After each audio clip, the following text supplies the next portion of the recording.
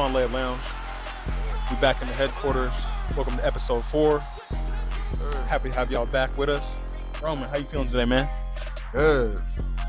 Just ready for the hoop season, man. How you feeling? Man, I'm good. I'm right there with you. I'm happy the hoop season's back.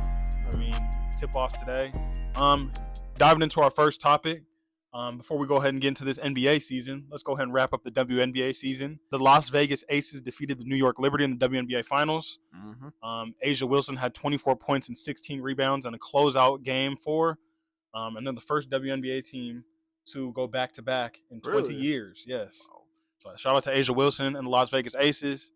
Brianna Stewart, you chose up. You got what's coming. Yeah, she chose up. You chose up. Yeah. Amidst the rise in prominence of women's basketball, Roman, what do you expect and what do you want to see out of growth-wise in the women's game over the next 10 years?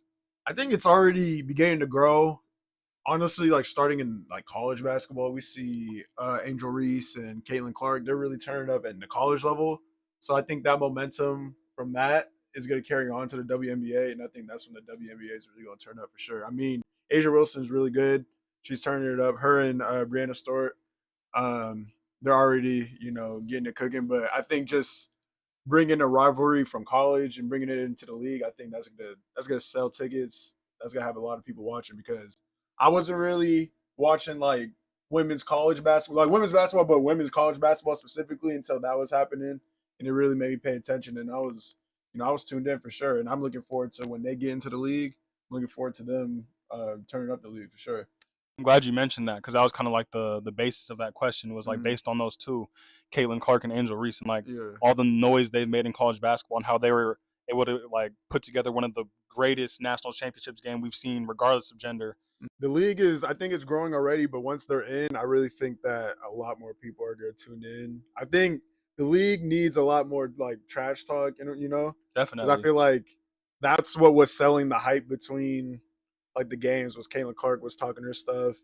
And then, at that championship game, she was Angel Reese was in her face at the end. She's in her face at the end of the game, and it's like, ooh, like that had me hyped even looking toward the next season. Like we're in that season now, but like back then I was like, ooh, it's gonna get spicy going into next season, and we're gonna see what's gonna happen there. But yeah, in terms of the WNBA, I think it's continuing to grow.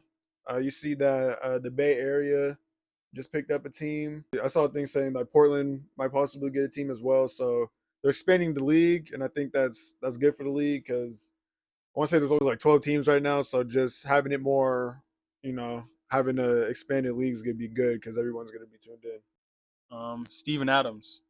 It was announced earlier this week that he's out for the season. Yeah. And it was obviously and like evident that the Grizzlies missed his presence last year after he did go down. They needed that big man. The rebounding took a major hit. With Ja Wick now out for 25 games, and Steven Adams likely to miss the entire year, along with Brandon Clark. Is this year a wash for the Grizzlies? They were solid without him, but I think they were expecting him to come back, and so that he was definitely gonna hold it down to a degree while Ja was out. Ja was out for 25 games. That's a significant part of the season, especially because you want to get to a good start. Usually when you get up to a good start, that momentum carries throughout the season. But now that Ja's out and now Steven Adams is out, I thought he had the surgery. I was actually surprised when they were like, "Oh, he needs surgery," because I thought he actually opted in into getting that. But I guess they wanted to see if it was naturally going to heal. But I mean, they were looked at as a top 6 team. I think they're still serviceable. I think with Marcus Smart, D Rose. They don't even have Brandon Clark. Like they don't have. I'm really curious to see what they do with that big man position. Insert Kenny Lofton Jr. I mean, his role is really. We're gonna really see him this year. Like his role is really gonna be. He might start. Like I'm really curious to see what that team looks like. I think the vets are, it's good. They're gonna be good for the ones who have to step up in the roles of. It's gonna be hard to step up with the absence of Ja and Steven Adams, but I think they definitely went from top 6 to, I mean, potentially even out of the playoffs. I mean, the play-in, I wouldn't be surprised they still made the play-in, but I can also see them now. It's like the season might be washed for them. They're going to be missing some like their major key contributors. And so, I mean, looking at just Marcus Smart, Desmond Bain, Jaren Jackson Jr., how far does that really get you in the West? I mean, the West is stacked. There's so many good teams. I think within these first 25 games, if they don't catch early traction, early footing, we could see them just kind of fall off the map early, I feel like. And we're gonna really see what Jaren Jackson Jr. is. We'll see if he develops his game. I think he frustrates me a lot. I said that he's for a star, he has like probably the worst IQ I've seen, just because he fouls, like he takes a lot of dumb fouls. Even back in the playoffs a few years ago with the Warriors, there was a situation where they're down. I want to say they were down like 3 or 4 with like 10 seconds left, and like early in the clock, I want to say it was 3 early in the clock, like with like 8 seconds left, he chucks up a chest pass three, like so I mean just him fouling a lot, like just throughout his career has just been a really big problem for him. He was fouling out preseason. He fouled out, he had 20 minutes in preseason fouled out, and so he really needs to go look at the film, get his defensive positioning right, so he can get that settled, especially because there's no bigs behind him that can step up for him. I think Marcus Smart is going to help them though. He's coming from a winning team in Boston, so he's experienced, what it's like to. He's experienced the grind. I mean, Derrick Rose has also experienced the grind, like a little ways back, but those are really experienced vets. So that's why I think they're going to be good for the ones that have to step up into those higher roles. We're about to hop into a brand new segment, one that we like to call the Moment of Truth. Moment of Let's truth. go ahead and get into it. Layup Lounge members, welcome to the Moment of Truth. Roman, this is your Moment of Truth. Okay. Tip-off night here at the Layup Lounge. I have the 4 teams we have slated are the Lakers, Nuggets, Suns, and Warriors. Yeah. You have 1 minute to answer one question about each of these 4 teams. Okay. 1 minute. Lakers. Do the Lakers make the playoffs? The Lakers make the playoffs for sure. Why? I mean, LeBron's gonna get him there. AD's gonna get him there. It's gonna come down to health as to how far they go, but they're gonna make it. Nuggets. Jamal Murray a top 5 guard? Top 5 guard. See, Luka, Dame, Steph. Top 5 guard. Oh, what other guard am I missing? I'm gonna say yes. Okay. Yes, he's top 5 guard. Suns 60+ wins. No, there won't be 60+ wins. That trio will not. Someone's gonna be hurt each game. Every other game, someone's gonna be hurt. Yeah. And last one, Warriors. Chris Paul averages 10+ assists. No, he's gonna be coming off the bench. He'll get minutes, averaging 10+ assists. He'll have games where he has 10 and above, but he's not gonna be averaging that. I say like around 7. Bet. Cool. Think of the top 5 guards. You put me on the spot. I was like, no, because after you talked about it earlier, I was like, how could I really like Jamal Murray? A lot of players in the league are getting paid. And I'm gonna just go through the list of people who got paid recently, and I want you to tell me if it was under, over, or just right. All right.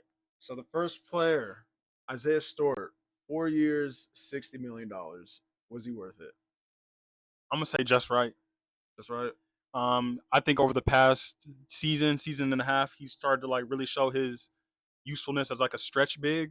So although he's not stature wise like the tallest player, like the best rim protector, I think utilizing him as like a stretch big, he's added some value to his game as that. And I think 4 years, $60 million is about right. Maybe slightly over just because it's Detroit, but I'm gonna say that's right because they're trying to retain one of their guys. So. And just a side question: how do you feel about that big rotation? They have 4. They have Isaiah, Duran, Wiseman, and Marvin Bagley. Bunch of young dudes who they're still trying to figure themselves out. The one I'm really up on is Durham. Mm-hmm. I think he's like the true one that they should like focus a lot of their attention on. Mm-hmm. He showed like the most positive upside like in game. I think there's still something there with Wiseman. It's just going to take some time. Bagley, I don't want to give up on the bag yet. That's just tough to see where he's going to fit. Do you have Bagley or Wiseman being that back like in the rotation? I'd say because coach said one of them is going to be in the rotation, one of them's not. I'd say James. Just because James is like he's less washed for lack of a better term. I think there's a place for Wiseman though, just because his skill set is so like he's a unicorn. I feel like he's one of those players where if he really like puts it together, he's going to be unstoppable. So because I'm on Twitter a lot. I see a lot of players, in and out of the league, just getting notified about that, and they'll come from teams like Detroit, Utah, those like lower tier teams, and it's like if you don't make it on that team, it's kind of hard to where it's hard to get your footing. It's like because pretty much like I didn't like the Blake Griffin situation because they basically sent him to die, but he made the best out of that. But like a lot of teams will send a team either a player there or they sign with that team and they're just they're left. That's it. So I can definitely see that happening with honestly either one of those bigs. But I agree with you. I think that Wiseman is the one there. And I feel like he's shown all the same sort of thing. He has to stop fouling. But if he can really like figure out his timing and like just his frame already is like he's a monster out there. Yeah. I mean, so Onyeka Okongwu, 4 years, $62 million with Atlanta. I'm saying this is underpay. Talk about it. I'm gonna say this is an underpay because I know we talked about it off camera. Clint Capella is about to be up out of there. Maybe either we say this year or a year after. He's not. He's gone by the deadline. He's gone by the deadline. He's gone by the deadline. He's not the big of their future though. And Onyeka Okongwu is. So I feel like 4 years, 60. Although he hasn't shown his true value because he hasn't got the opportunity to start. I think it's underpay because as soon as he does get that starting job, we're gonna see his production and like his numbers take a jump. Especially playing alongside Trae Young, he's gonna get force-fed layups and dunks all game. So I mean, definitely, I feel like, especially with his skill set as well. I mean, he's a solid player. So real quick, I'm gonna say underpay. Okay. All right, next we got Danny. You gotta help me out. Danny Avdija. Danny Avdija. He got 4 years, 4 years, $55 million. Okay, I'm gonna say over. Okay, I'm gonna say I over, agree. just because I mean we haven't seen much from him just like at all, and or heard much from him at all. We haven't heard much from Washington really, other than like Kuz or just whoever's been out there. But I feel like that's an overpay for Denny. Like I'm a fan of him. He's a good defender, on-ball defender, like just a good player. But I think that's an overpay. Speaking of the Wizards, Jordan Poole, Kyle Kuzma. How do you feel about that duo? I'm excited for that duo. I think the Wizards are actually going to be fun this year. I feel like maybe play in 8th, 7th, 8th seed in the playoffs. I think it's an 8th, 7th seed in the playoffs. They could have some fun. I mean, Jordan Poole, Tyus Jones. I feel like they're both players with a lot to prove, and like they're playing with something to prove because they're both coming from former bench roles. So I think that new backcourt alongside Kuz, it's going to be fun. Washington's going to be fun this year to watch. If the betting odds was 35 games, are you taking the over or under? I'll take over. I'm going to say over. Where are you at with that? Like, give me a number. I'm going to say 41 wins. You think the Washington Wizards are winning 41 games? They can win 41 games. Really? They can win 41 games. They're going to be better than a team like Charlotte. 41 wins is a lot of wins. That's like half. Yes. So that's almost making the play. That's almost avoiding the play. We have to see exactly like playoff. It's almost avoiding. So you look, 50 wins is what? 5th seed, 6th seed. 50 wins can be between 4 and. I guess the East was a lot. East was bad last year though. East was like 45 wins. So yeah, like, even that 35 range that can still be playing. Playoffs play in. Yeah. So I feel like they're going to be in that range though. Wins. They're not sorry. They're really not. They're going to be better than Detroit. We're gonna have to put the record somewhere. Hey, the last year's record, I got Josh Green, 3 years, $41 million.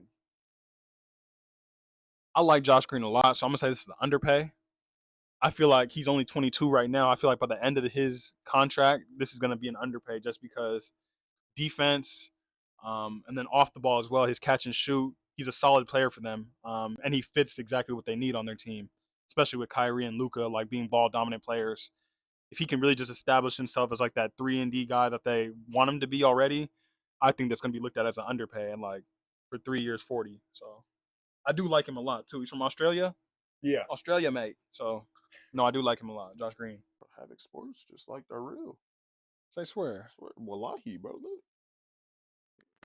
They know what time it is. Come on, man. Shout out Havoc Sports, man. Shout out Sports. Hey, man. Hey, shout out Havoc Sports, man. Sports, man. We for the town, man. Come on. We for the town. Yeah, You come put on. us on the platform. We finna post this too. Oh, facts. Facts. Shout out Okay, Habit then. Sports, for real. Next player we got on this list, Cole Anthony, 3 years, $39 million. How we feeling? See, I'm very sleep on Cole Anthony. Especially Really? I thought you was high on him. No, see, that's the thing. I was, but then like just looking at the guard rotation in Orlando, I'm sleep on them for Orlando. Yeah, I agree. I mean, that, yeah, it's tough. Like I like Jalen Suggs more, to be honest, more than Cole. And so I think they have so many guards down there, Markel as well. Like we really have to pick and choose where these minutes are going. I feel like Cole Anthony was the odd man out, but then they give him the extension now. So it's clear they're trying to see what else is going on here and see they like what they saw within his first couple of his rookie contract. So I mean, I don't know. I'm not high on it. I think it's right for him. I think he deserves that money. Not for them though. I think it's the wrong fit. I mean, it could be one of those situations where they gave him money, I think, like to like move. Like it's a very movable contract to me. But at the same time, it could either be that way or it could be that we might see Suggs on the move. You know what I'm saying? Because definitely that guard, that guard room is really there's a log jam there. Yeah, it's full for sure. That team, to me, Orlando is kind of a weird team in general because they're young. And then you got a guy like Joe Ingles on the team. It's like that was probably the most confusing signing of the summer was him going to Orlando because you think at this point of his career, he can really be serviceable for a contender. And him going to Orlando is kind of, I don't know. We're seeing the last of him for sure because he's like 35, 36. So, I mean, he might have a couple years left just because, shooters shoot. Like, you don't lose that. He was never really a player that depending on his athleticism. So he's got a couple years left in him, but that signing was definitely confusing. I like Wendell Carter. Obviously, Paulo being there, he's gonna thrive in his second year. I'm really high on Jet Howard. I didn't say that. I meant to say that a few episodes ago. Jet Howard, he's gonna be the one to watch. Jet Howard, Anthony Black. See, another guard. But I'm saying another guard. Like we was just talking about. I forgot about Anthony Black. Bro, they're gonna commit to him. They're not moving him. I feel like they don't really move. It's very rare that they move rookies. Like I think the last rookie that I've seen, like last notable rookie that I've seen get moved was Buddy Hield when he got traded for DeMarcus Cousins. Like it's been a long time since a team has given up on their rookie like early. Valid. I don't know if we'll ever see something like we'll probably see it again, maybe, but not in the near future because these are high draft picks. So yeah, but to me that team is weird. I don't know what they're going for. I think their ceiling is playing, but high seeded playing, so maybe like in the 8th, maybe 7th. But I think like realistically it's probably gonna be like 10 to out. They could miss it. It's gonna all depend on Paulo, and I really think Jet Howard, because that pick was criticized. They could have got like a Grady Dick, you know what I'm saying? Like they could have got shooters on that team, but which is Jet's not a bad shooter, but it was questionable at the time. But I think if that pick works out, not even Anthony Black, if the Jet Howard pick works out, I think they're gonna be a successful team. But talking about this year, you're saying play into out. That's their floor. They can be playing out. It's just a confusing team because it's like they got all these young pieces. They got good individual talent. It's just, can they put it together? Like you said, the guard rotation is cluttered. They got to get rid of somebody, especially they just drafted a point guard. And he's going to have to get some run. You think he was an early pick. Yeah. There's no way he's going to ride the bench. There's no way. And so, I wasn't, Suggs wasn't really he hasn't made that much noise so far in the league. You're talking about how you like Suggs more than Anthony, but I think Anthony has also he's been, like, we hear about his production. Like, he's hitting game winners and things like that. We hear about it. But Suggs has been really quiet, which is, I don't know if that's just me sleeping on the Orlando Magic. But, we got the hometown, in Paulo, so I'm going to definitely be tapping in more. Definitely. I think the Magic are up and coming. I like the Wagner brothers a lot, too. I think. See, okay. We even really the Wagner, yeah, Wagner, Franz, he's legit. Yeah, he's nice. I think he's gonna, him and Peasy alone, those two, bro. I think they're gonna be in the. Yeah, you know what? 6, 7, 8. You know what? 6, 7, 8. You know what?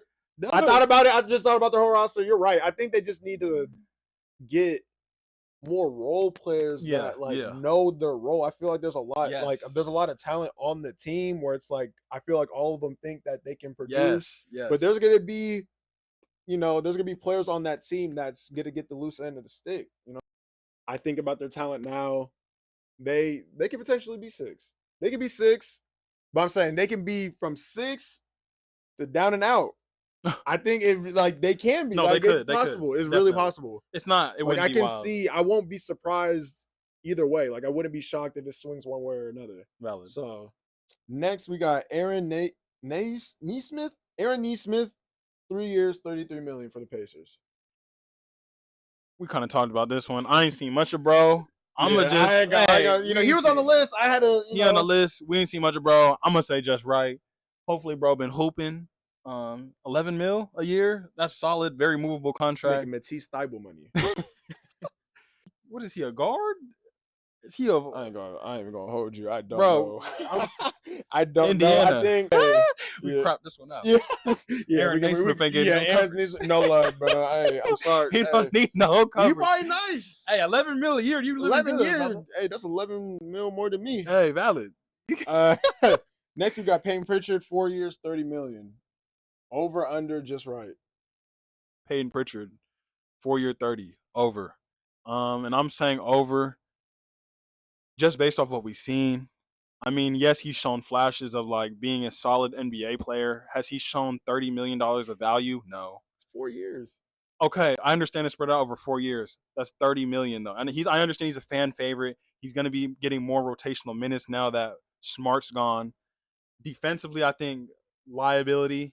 I don't think he's the best player for them. I think he's fun for their organization, and he's like a fan favorite. Boston loves their white players. I think, I was just gonna say, like, first of all, he's been in trade talks for pretty much his whole career since he stepped. So it was a little confusing to me, especially because there was a point where I think he asked for a trade within that organization. Like he quietly asked for a trade. I remember that last year because he wanted a bigger role. Yeah, he wanted a bigger role. So I think, you know what? They paid him. They're like, look, you want a bigger role? We're gonna throw this money at you. We're gonna see what you got. I mean, he's gonna get minutes. I think it's us evaluating him. It's one of those things where you're like, you haven't seen a $30 million player, but at the same time, we haven't seen him at all. So it's like one of those things where it's like we really don't know. And then we got Zeke Naji. We got 4 He just got a years. dunk right now. As you said, Zeke Naji, he got a little putback though. Oh, they're getting cooked. Oh, they're getting smoked. Hey, Zeke Naji, 4 years, $32 million. I gotta say over, just because he's not. You were high on him. Oh, Payne Watson. Never mind. He's not in the rotation. I feel like Zeke. Like, I mean, when it really gets down to the nitty gritty, it's Jokic, and then they didn't really play. Like, who was their backup big?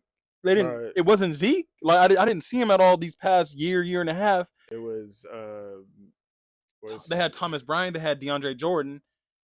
Zeke was out there every now and then, but I mean, it was only when Jokic was hurt. I feel like is when he actually got burned. Jeff Green playing the backup 5 type because that's what it is. That's what modern NBA is. Right. So I mean, we haven't seen enough of him to see that value, but obviously the champs saw enough value in him to extend him and bring him back, and they wanted him back on their team and in their locker room. So and he's on the floor right now. He's on the floor. He just got to put back down. Right. So I mean, maybe I'm sleep. I'm gonna say over though, just because we haven't seen enough from him over the past year and a half, 2 years.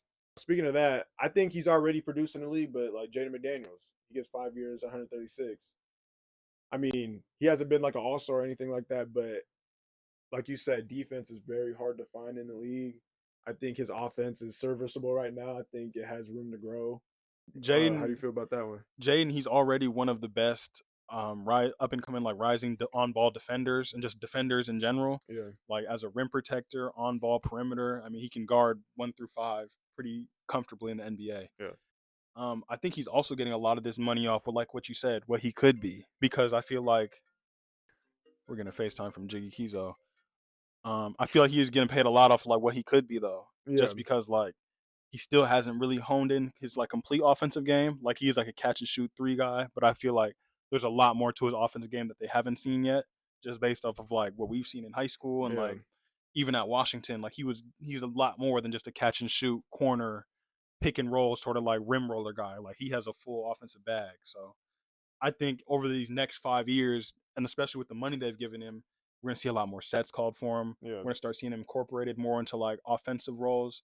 So I think alongside his defensive prowess, which he's getting paid for, and a lot of that money is worth, I think he's gonna grow into like a stronger offensive player as the years go on. So You got the first pick. Wow. They think it's rigged. I know that. I say right foot creep walking with that. That means I got one of the last picks, bro. What? I say right, Jokic. I need you. My bro. I need you. Wow, bro. Hey, Murray, cut. And then one last thing I had, Skechers. We see Julius Randle, Terrence Mann, Joel Embiid, Skechers athletes. Will you be buying Skechers? I'm up. That's the thing. Sneaker game right now. I'm up on whatever. Like whatever it is, whether it's Puma, New Balance, whatever, even Austin Reeves shoe. I don't even know what brand that is. I'm kind of just out there. I like Li Ning. I want to see what different shoes have to offer because, like, or Kyrie with Li Ning as well. Like, I just want to see what different brands have to offer. I feel like there's a lot of creativity out there right now. So the fact that Skechers is putting their bid into the sneaker game, I have no issue with it. Yeah. On court, they look good. I know the neon joints that Julius was wearing were solid. I need to see some more though. I think they need a new logo also, just because the S is kind of dead. The S it don't look crazy bad, but yeah, it's affiliated with shape ups. You know what I'm saying? Right, yeah, they need a sporty. They need a sportier, like give me, spice it up. But I mean, the fact that the first shoe, like the silhouette, it looked good. Like it looked athletic, like it looked like a basketball shoe. So it looked good. But also, they just need to stop marketing shoes to big men. They need to go find some younger guards or something. Because they're marketing for you. Julius Randle. They say Julius Randle and Joel Embiid is crazy. Ain't nobody finna buy those shoes. You finna buy those shoes? No, I would. But Skechers, if you want to sell your shoes to the American audience, you got to go find a young guard. You got to go find the best young guard and then make them a Skechers athlete. Go get Scoot.